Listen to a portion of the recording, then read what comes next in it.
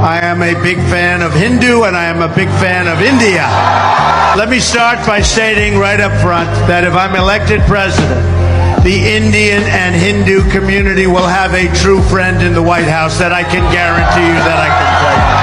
Generations of Indian and Hindu Americans have strengthened our country and strengthened it like few people could ever even believe. Your values of hard work, education, and enterprise have truly enriched our nation. But as we all know, we can't have prosperity without security. And that is why we appreciate the great friend India has been to the United States in the fight against radical Islamic terrorism. Hey everyone, welcome back to the channel. If you're new here, don't forget to hit that subscribe button, tap the notification bell, and give this video a big thumbs up if you enjoy deep dives into the latest political and economic moves shaking up the world. Now, imagine calling customer care service and actually getting someone in your own city instead of halfway across the globe. That sounds great to some, right? Well, that might, soon be the reality because President Trump has reportedly announced no more Indian call centers. That's right.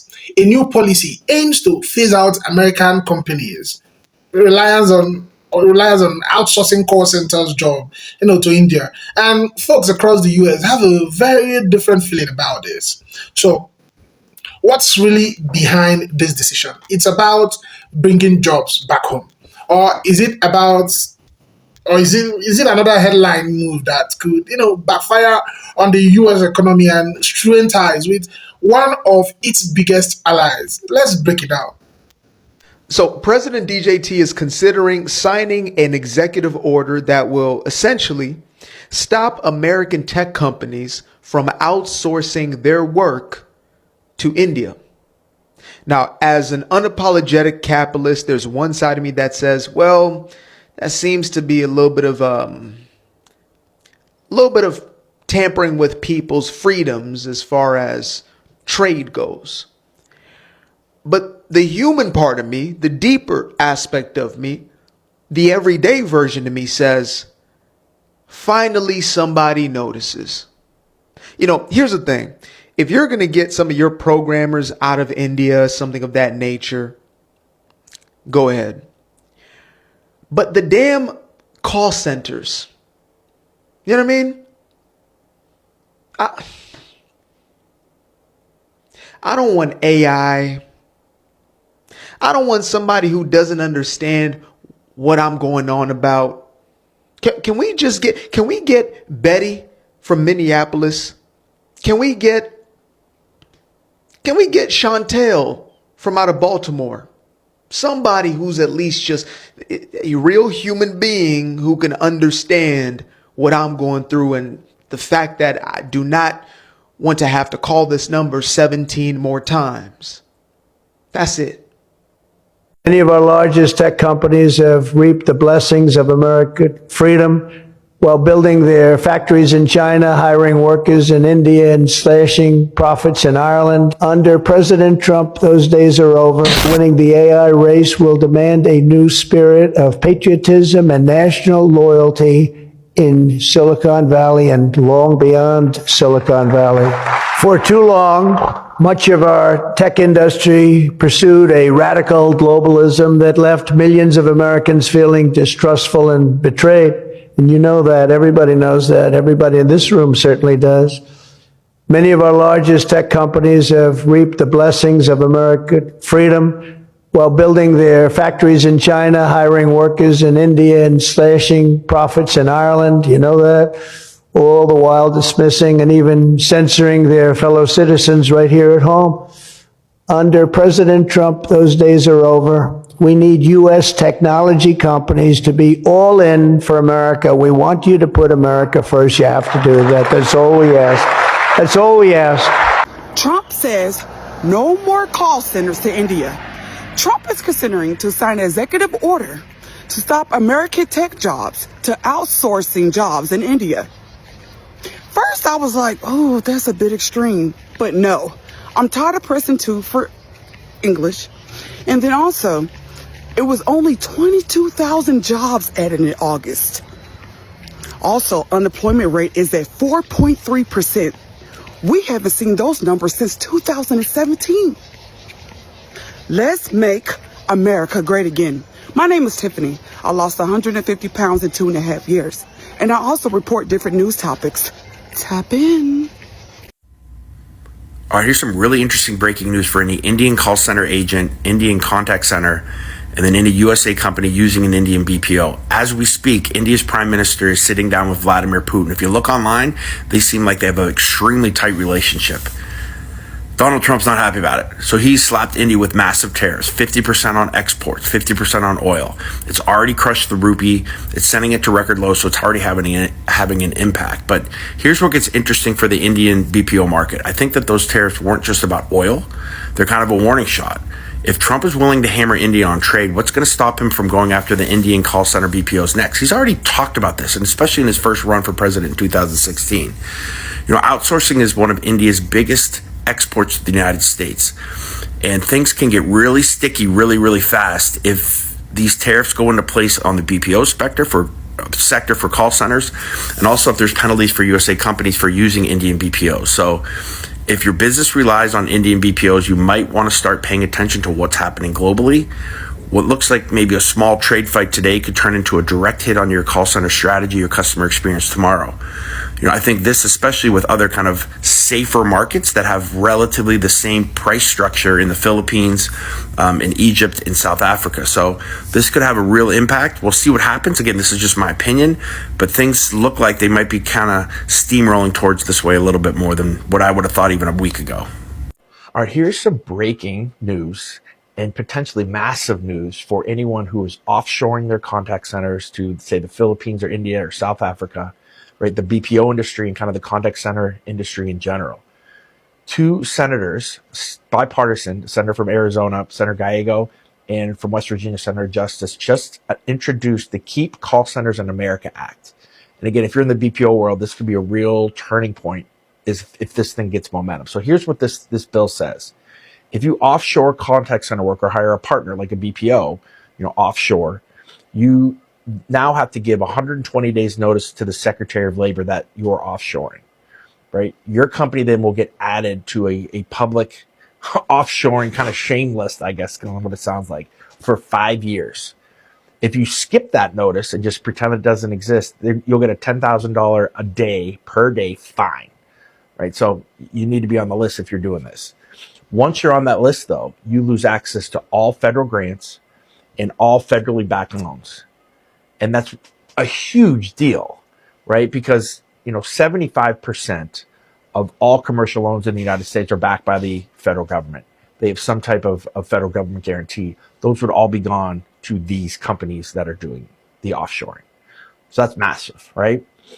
And if companies are thinking, well, hey, I'm going to try to grab funding before I move or try to move to offshore, then that's not going to work either because there's a clawback clause in the bill and they'll take that money back.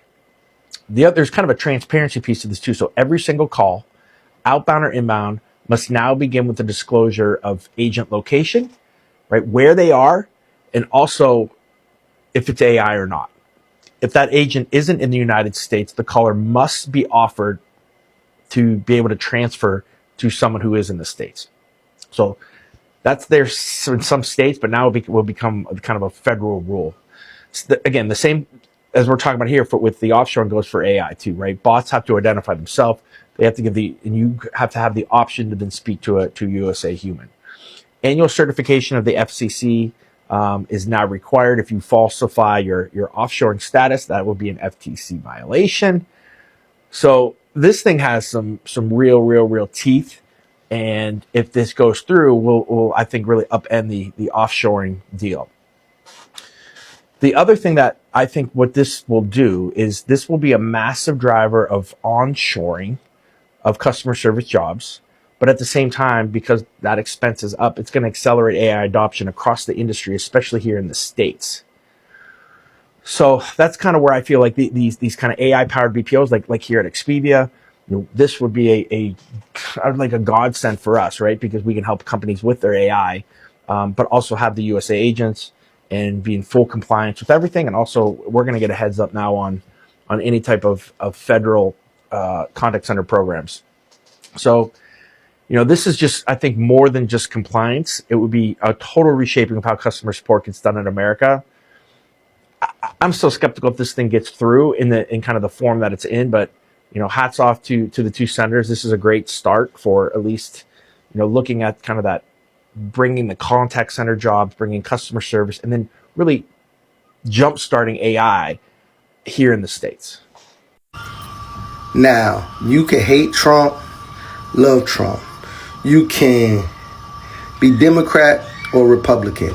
But there is one thing that I think, regardless to whatever side of the spectrum you on, you can agree with.